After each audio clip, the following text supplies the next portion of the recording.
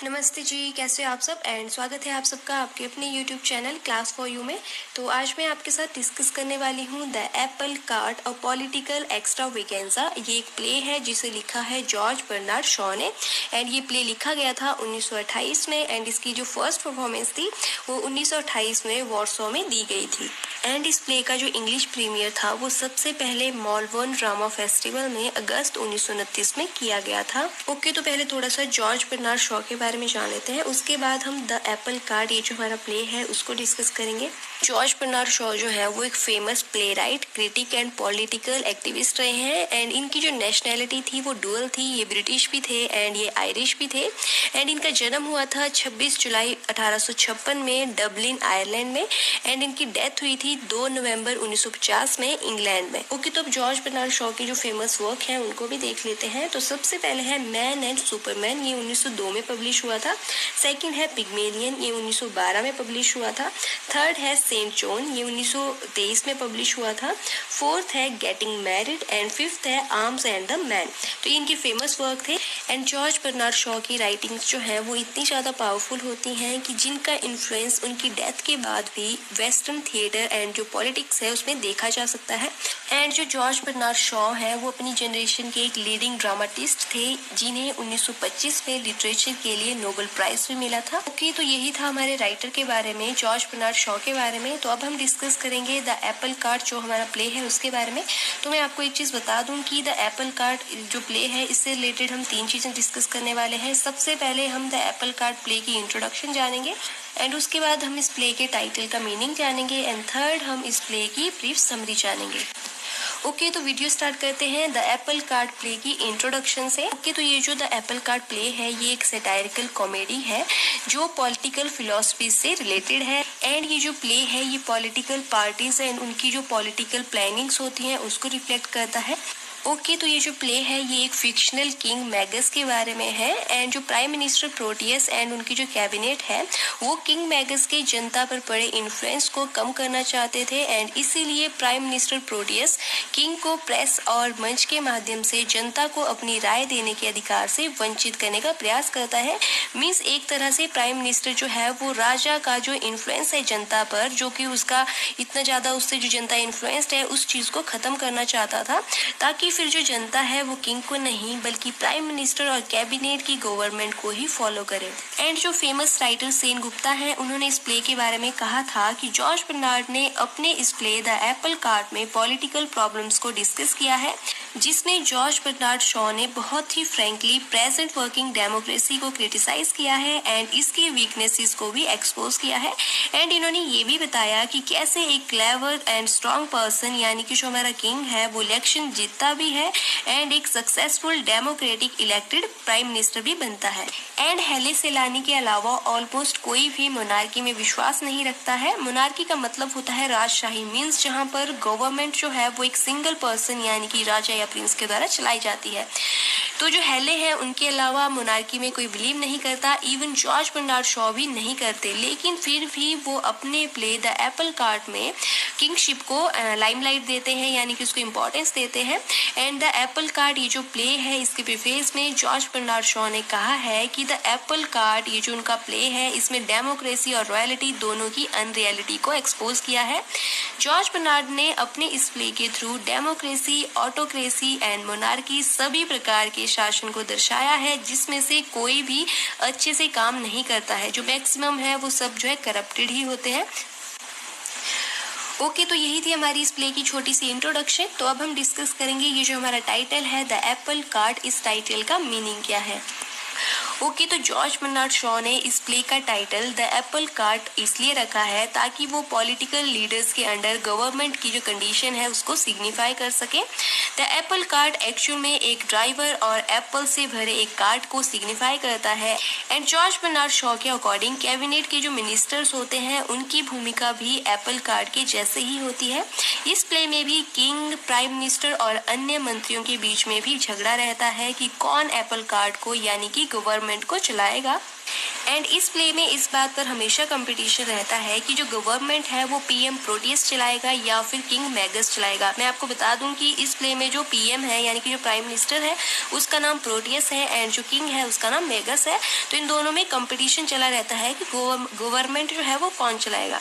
Actually में ये दोनों ही गवर्नमेंट अपने हाथ में लेना चाहते थे, यानी कि दोनों ही एप्पल कार्ट रूपी जो गवर्नमेंट है उसको चलाना चाहते हैं, इसलिए दोनों के बीच हमेशा तनाव सा बना रहता है। एंड जैसा कि आप रियलिटी में भी देख सकते हैं कि कैसे दो अपोजिशन पार्टीज जो होती हैं वो अपनी अपनी सत्ता चलाने की कोशिश में होती है और दोनों एक दूसरे की दुश्मन होती हैं। ऐसा ही सिमिलर कॉन्सेप्ट जो है वो इस प्ले में भी है।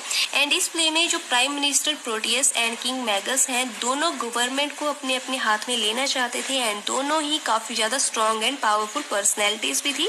एक इंग्लैंड का किंग था तो दूसरा जो था वो इंग्लैंड का प्राइम मिनिस्टर था। फॉर एग्जाम्पल मैं आपको एक एग्जाम्पल देती हूँ। ये बात बिल्कुल सच है कि अगर दो आदमी एक घोड़े की सवारी करते हैं तो उनमें से एक ही जो है घोड़े की कमान को संभाल सकता है। ऐसा तो नहीं है कि दोनों ही आगे बैठ के घोड़े को संभाल सकते हैं, किसी एक को हाथ में कमान होती है दूसरे को पीछे बैठना पड़ता है। तो दोनों आदमी जो है एक साथ आगे नहीं बैठ सकते हैं। तो सवाल ये उठता है कि अब घोड़े पर कौन आगे बैठेगा, बिकॉज आपको पता है कि दोनों आदमियों में से कोई एक ही घोड़े पर आगे बैठ सकता है। तो उनमें से एक को कॉम्प्रोमाइज करना पड़ेगा या तो फिर रेजिग्नेशन देना पड़ेगा। तो यही कंडीशन इस प्ले में भी थी कि दोनों जो थे वो अपनी अपनी गवर्नमेंट चलाना चाहते थे, बट दोनों में से कोई एक ही गवर्नमेंट अपने हाथ में ले सकता था। ऐसा नहीं था कि दोनों ही एक साथ चला सकते थे, किसी एक के हाथ में गवर्नमेंट होनी थी। तो ये जो प्ले का टाइटल है द एप्पल कार्ट, ये अपने आप में ही रिमार्केबल है एंड ये पॉलिटिकल सिग्निफिकेंस को हाईलाइट करता है।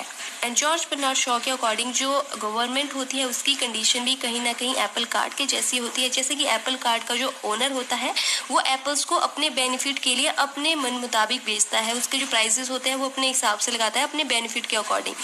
तो जॉर्ज बर्नार्ड शॉ के अकॉर्डिंग जो गवर्नमेंट होती है उसकी भी सिमिलर ही कंडीशन होती है, बिकॉज उसमें जो प्राइम मिनिस्टर्स होते हैं वो गवर्नमेंट को अपने अकॉर्डिंग अपने पर्सनल बेनिफिट्स के लिए चलाते हैं। मतलब कि उनका भी उसमें अपना फायदा होता है, जैसे कि एक एप्पल कार्ट के ओनर का होता है। एंड जो मैक्सिमम मिनिस्टर्स होते हैं वो ऐसे होते हैं जिन्हें इस कार्ट रूपी गवर्नमेंट को वाइजली और ऑनेस्टली चलाने में इंटरेस्ट नहीं होता है, ना ही उन्हें नेशन के ऑनर की कोई चिंता होती है। पॉलिटिशियंस जो होते हैं उन्हें अलग अलग पॉलिटिक्स खेलकर जो है गवर्नमेंट को अपने हाथ में ही लेना होता है ताकि वो अपना बेनिफिट देख सकें। तो ये था इस प्ले के जो टाइटल है उसका मीनिंग। आई होप आप लोगों को ये क्लियर हुआ होगा। तो अब हम डिस्कस करेंगे द एप्पल कार्ट, ये जो हमारा प्ले है इसकी ब्रीफ समरी। ओके, तो समरी डिस्कस करने से पहले इस प्ले के जो मेन कैरेक्टर्स हैं उनको देख लेते हैं। एंड जो जितने भी कैरेक्टर्स हैं वो मैंने यहाँ पे मेंशन किए हुए हैं। तो हमारा सबसे पहला कैरेक्टर है किंग मैगस, ये एक इमेजिनरी इंग्लिश किंग है। एंड सेकंड है सेम्प्रोनियस, ये किंग का एक प्राइवेट सेक्रेटरी होता है। थर्ड है पैम्फिलियस, ये भी किंग का प्राइवेट सेक्रेटरी है।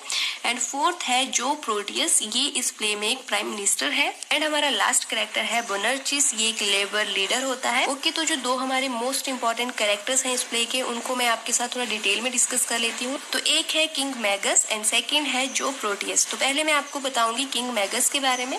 ओके, तो जैसे मैंने आपको बताया कि किंग मैगस जो है वो एक इमेजिनरी इंग्लिश किंग है। किंग मैगस एक वाइज पर्सन है एंड इसका विजडम हमें पूरे प्ले में देखने को मिलेगा। प्ले में मैगस क्राइसिस के बाद क्राइसिस फेस करता है, बट ये सभी क्राइसिस को वाइजली टैकल करता है।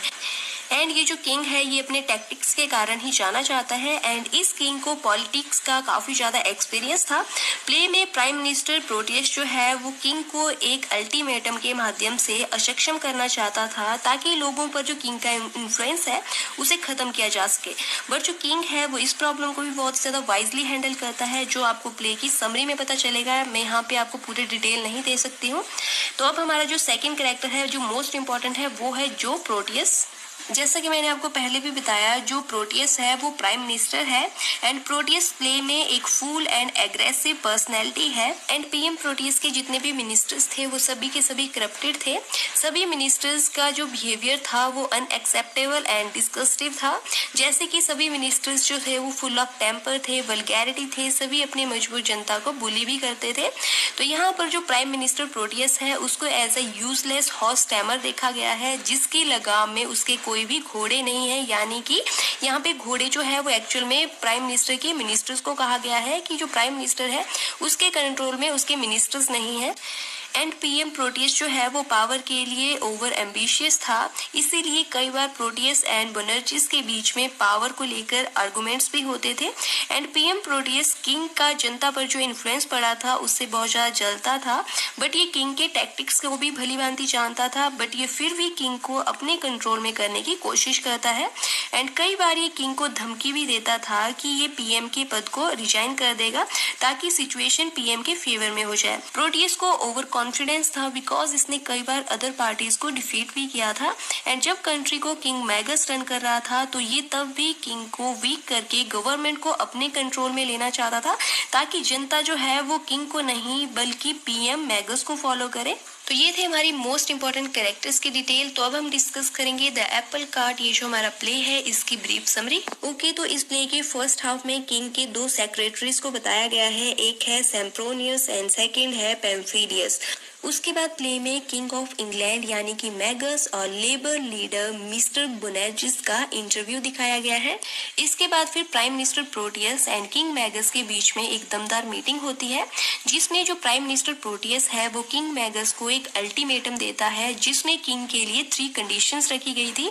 तो ये 3 कंडीशंस कौन कौन सी थी वो मैं आपको बताती हूँ। सबसे पहले है कि किंग कोई भी स्पीचेस नहीं देगा।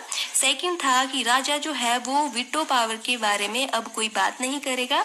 एंड थर्ड है कि जो किंग है वो न्यूज़पेपर पर कोई आर्टिकल नहीं देगा एंड ना ही वो अपने पैलेस से कोई भी पेपर वगैरह स्प्रेड करवाएगा या चलवाएगा।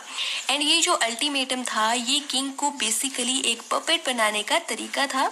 एंड जब prime minister Proteus and cabinet इस अल्टीमेटम को किंग मैगस के सामने रखते हैं तो जो किंग मैगस है वो प्राइम मिनिस्टर से प्राइवेट बात करने के लिए जाता है एंड इन दोनों के बीच में काफी सीरियस बातें होती हैं। इसके बाद जो किंग मैगस है वो कैबिनेट मीटिंग में वापस आता है और फ्रैंकली सभी मिनिस्टर्स को बोलता है कि वो एक ह्यूमन बीइंग है एंड ये भी कहता है कि वो एक किंग है ना कि कोई पपेट है एंड वो पपेट के जैसे बिल्कुल भी काम नहीं करेगा। एंड जो किंग है वो ये भी कहता है कि एक किंग को ये बात शोभा नहीं देती है कि वो किसी पपेट के जैसे किसी और के अंडर काम करे।